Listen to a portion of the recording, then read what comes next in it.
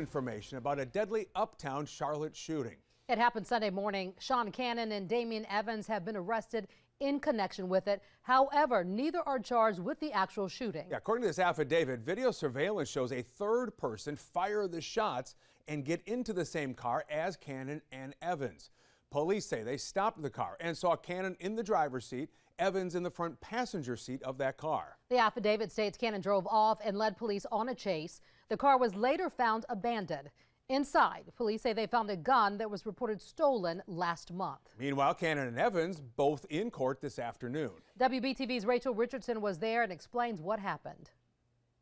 24-year-old Sean Cannon and 25-year-old Damian Evans were in court today.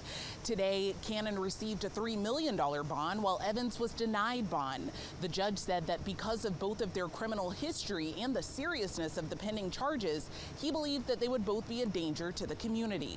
Sunday, police say that the shooting happened around 2 a.m. on North College Street near East 6th Street.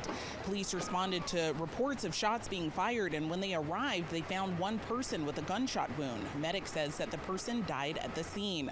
Police say that 3 more were taken to the hospital and 2 more took themselves for medical treatment.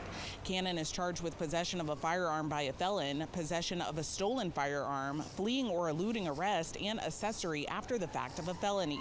Evans is charged with 2 counts of possession of a firearm by a felon and possession of a stolen firearm.